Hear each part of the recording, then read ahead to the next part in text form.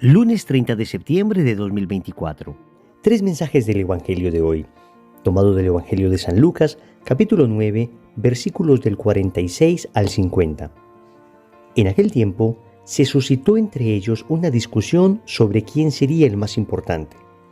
Entonces Jesús, conociendo los pensamientos de sus corazones, tomó de la mano a un niño, lo puso a su lado y les dijo: El que acoge a este niño en mi nombre, me acoge a mí. Y el que me acoge a mí, acoge al que me ha enviado.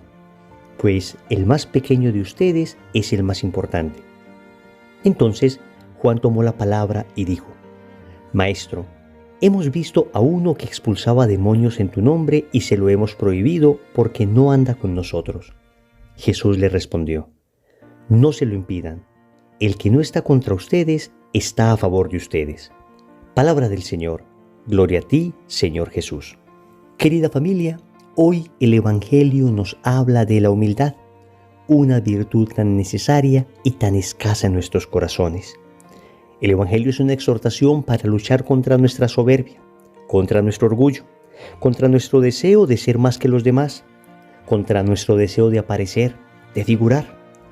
A este propósito vamos a meditar tres mensajes. Primero, lucha contra tu soberbia. Segundo, conquista la humildad. Tercero, la tentación del sectarismo. Vamos con el primer punto. Lucha contra tu soberbia.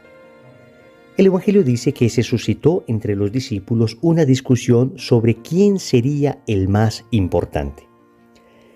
El Señor es claro al condenar con fuerza la soberbia. De hecho, dice que vio a Satanás caer del cielo como un rayo. Esto lo dice justo cuando los apóstoles llegaban después de haber predicado, sanado, exorcizado, después de haber hecho milagros. Llegaban muy contentos y le decían al Señor: hasta los demonios se nos sometían. Y el Señor les responde así: vi a Satanás caer como un rayo desde el cielo. Les estaba exhortando contra la soberbia. La soberbia es tan peligrosa que logró que un ángel perfectísimo, bellísimo, como era Luzbel, se convirtiera en el peor de los demonios. La soberbia es tan peligrosa que logró que nuestros primeros padres, Adán y Eva, que vivían en un jardín maravilloso, que estaban llamados a no morir, a la comunión permanente con Dios, perdieran toda esa gracia, todo ese paraíso, por un acto de desobediencia producto de la soberbia, producto de creer que sabían más que Dios. La soberbia es tan peligrosa que hizo que Pedro, el primero de los apóstoles, el que fue nombrado Papa, cabeza de la iglesia, piedra sobre la que Cristo edificaría su iglesia. La soberbia logró que, lleno de presunción, dijera en la última cena: moriría por ti. Y sin embargo, horas después, estaba negando a Jesús. Queridos amigos, la soberbia es el peor virus que puede infectar un alma. Y todos tenemos ese virus. Lo primero que debemos reconocer es que todos somos soberbios. Esto de los apóstoles, de estar buscando el más importante, el primer puesto, es un virus que tenemos todos. Esto se debe a que el pecado original nos desordenó nuestra naturaleza, la hirió. Digamos que existe en nosotros un deseo natural de mejorar, de progresar, un deseo natural de salir adelante. Y eso está bien. Pero el pecado original desordenó este deseo, este apetito de excelencia. Y terminamos nosotros infectados con ese terrible virus de la soberbia, del orgullo, que se expresa de múltiples maneras. En este caso, el Evangelio nos presenta ese apetito de presunción, ese deseo desordenado de aparecer, de ser el más importante. Esto es una expresión de la soberbia. Algunas otras personas vivirán otro tipo de expresión de soberbia. Por ejemplo, no les importará tanto aparecer, pero en cambio nunca quieren dar la razón. Siempre la quieren tener ellos. Nunca quieren admitir que se equivocan. Otros, en cambio, no tienen tanto problema con el tema de aparecer, con el tema de aceptar que se equivocan, pero no son capaces de obedecer. Les cuesta dificultad someter su voluntad a otra persona. Ven, la soberbia asume diversos rostros. Y creo que el primer paso hacia la humildad es reconocer que todos hemos sido infectados de soberbia. Reconocer que, como los apóstoles, también nosotros tenemos ese apetito desordenado de excelencia y hay que luchar contra eso. Segundo, conquista la humildad. Dice el Evangelio que Jesús, conociendo los pensamientos de sus corazones, tomó de la mano a un niño, lo puso a su lado y les dijo: el que acoge a este niño en mi nombre, me acoge a mí, y el que me acoge a mí, acoge al que me ha enviado, pues el más pequeño de ustedes es el más importante. Qué tremenda bofetada da Jesús a sus apóstoles y nos da hoy.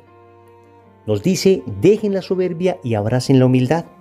Y para ello toma un niño y lo pone en medio de ellos. Porque sabemos que ni las mujeres ni los niños eran considerados testigos válidos en el Israel del siglo I. Y entonces el Señor genera una fuerte imagen que contrasta con lo que ellos querían. Ellos estaban pretendiendo ser los más importantes. Y el Señor pone delante de ellos al menos importante humanamente hablando. Y le da categoría de máxima importancia. Y aquí empieza la lógica del Evangelio a explicarse. El que se humille será ensalzado, y el que se ensalce será humillado. Es la lógica del Evangelio. Jesús vino humilde. El Rey de Reyes, Señor de Señores, nació pobre, en un pesebre, hijo de una sencilla mujer, hijo adoptivo de un sencillo carpintero. Vivió en el ocultamiento. Después murió casi desnudo en una cruz y fue enterrado en una tumba prestada. Por supuesto que resucitó lleno de gloria y majestad, pero toda su vida no fue sino un ejemplo de humildad, de obediencia a la voluntad del Padre. Es precisamente ese contraste, toda una vida de humildad que termina en la máxima glorificación de la resurrección. Lo mismo pasó con la Virgen María. En 2 ocasiones ella se refiere a sí misma como esclava, cuando dice: he aquí la esclava del Señor, hágase en mí según su palabra, y cuando dice que el Señor ha puesto sus ojos en la humildad de su esclava. Ella se reconoce esclava y sin embargo Dios la eleva a dignidad de madre suya. ¿Ven el contraste? El que se humille es ensalzado por Dios. El que se ensalce es humillado por Dios. Amigos, es la lógica del Evangelio, repito. Y esta humildad es la que debemos buscar, es la que debemos anhelar, es la que debemos conquistar, es la que debemos pedir. Y el primer paso para esto es reconocer nuestra soberbia. Nadie que se crea humilde logra conquistar humildad. El primer paso en realidad es reconocer que hasta ahora no he sido humilde. San Agustín decía que la humildad era una virtud muy extraña, porque cuando uno creía que la había logrado alcanzar, en ese momento la estaba perdiendo. Es decir, uno debe reconocer que es soberbio para empezar a caminar hacia la humildad.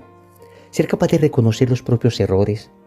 Ser capaz de no usar a los demás como peldaños para llegar al éxito. Ser capaz de cooperar con los otros. Ser capaz de entender que va a haber personas mejores que nosotros y que esto no nos robe la paz. Ser capaces de pedir perdón. Ser capaces de perdonar. Ser capaces de volver a empezar. Necesitamos la humildad y debemos pedirla con mucha fuerza. Tercero, la tentación del sectarismo. Dice el Evangelio que Juan tomó la palabra y dijo: Maestro, hemos visto a uno que expulsaba demonios en tu nombre y se lo hemos prohibido porque no anda con nosotros. Jesús le respondió: no se lo impidan. El que no está con ustedes está a favor de ustedes. Justo ayer estábamos meditando en la versión del evangelista San Marcos este mismo pasaje. Hoy quisiera que entendiéramos el riesgo que tenemos todos del sectarismo. ¿Qué es esto del sectarismo? Es encerrarnos en nosotros mismos, en nuestro grupo, en aquellos que tenemos las mismas ideas. Es la incapacidad del diálogo, la incapacidad de abrirnos a hablar con otras personas, la incapacidad de reconocer en el otro bondad. Quien tiene un espíritu sectario, todo lo ve en términos de blanco y negro. Obviamente, el que está conmigo es el bueno. El que está contra mí es el malo. Amigos, todos hemos tenido esa tentación. Y ojo que no estoy diciendo que no haya verdades absolutas. No estoy diciendo que no haya cosas claramente buenas y cosas claramente malas. Me refiero a actitudes. Me refiero a cuestiones discutibles, a cuestiones de opinión. El que tiene espíritu sectario piensa que su opinión es la única que vale. Nadie más puede hablar. Y el que llegue a disentir de lo que él dice, entonces es relegado al ostracismo, es denostado. Amigos, repito, todos hemos tenido esta tentación. Y de alguna manera es comprensible porque normalmente las comunidades al inicio se cierran un poco para tratar de encontrar su propia identidad. Se cierran un poco para sembrar raíces profundas. Se cierran un poco para evitar que el proceso que están teniendo de maduración, que es un proceso lento, progresivo, pueda dañarse. Pero toda comunidad debe encontrar un momento de madurez donde se abra, donde sea capaz de dialogar, donde sea capaz de valorar incluso en otras experiencias, en otras personas, auténticas semillas del verbo. Y repito, esto sin perder su propia identidad.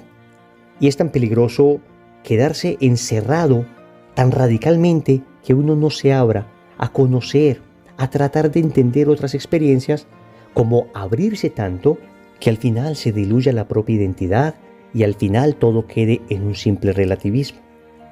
Es más o menos la dinámica de los perfumes. Se debe abrir por momentos y se debe cerrar por momentos. Es la dinámica del acordeón. Se debe abrir y se debe cerrar para que suene. Esto es una realidad y todos debemos estar conscientes de que tenemos ese riesgo del sectarismo y todos debemos hacer un análisis en nuestro movimiento, en nuestra comunidad parroquial, en nuestras familias incluso. Repito, es un proceso de discernimiento y por eso hoy Jesús exhorta a sus apóstoles a que contemplen, a que disciernan lo que otras personas, que no están directamente con ellos, pero que están obrando en nombre de Jesús milagros, que disciernan lo que el Espíritu Santo está haciendo en esas personas, que si no está contra ellos, está finalmente con ellos. Es decir, están a favor de lo mismo, están trabajando para el mismo Señor. El día de ayer hablábamos del peligro de los celos espirituales, de creernos como el mejor grupo, el único grupo, que todos los otros grupos hacen las cosas mal, que nuestro movimiento, nuestro grupo parroquial, nuestro grupo de oración, nuestra comunidad es la única. Bueno, y si no es la única, al menos es la mejor. Cuidado, amigos, con esa soberbia espiritual. Otra vez, el Evangelio nos vuelve a hablar de la soberbia, del riesgo que tenemos de encerrarnos en nosotros mismos. Oremos. Amado Señor, tengo una lucha campal contra la soberbia. Esa soberbia que me quiere devorar en ocasiones. Esa soberbia que me propone sentimientos que no quiero tener, Señor. Sentimientos que rechazo, pero que están allí mostrándome mi propia debilidad. Sentimientos de ira, sentimientos de creerme más que otras personas, sentimientos de no perdonar, sentimientos de presunción. Por eso hoy te suplico, Señor, que me concedas la gracia de la humildad. Quiero imitarte a ti. Quiero decirte una y otra vez, Jesús manso y humilde de corazón, haz mi corazón semejante al tuyo. Quiero decirte una y otra vez que me concedas esa virtud. Ciertamente tendré que conquistarla también. Ciertamente tendré que vivir procesos de humillación para poder conquistar la humildad. Dame la fuerza de vivirlos con valentía.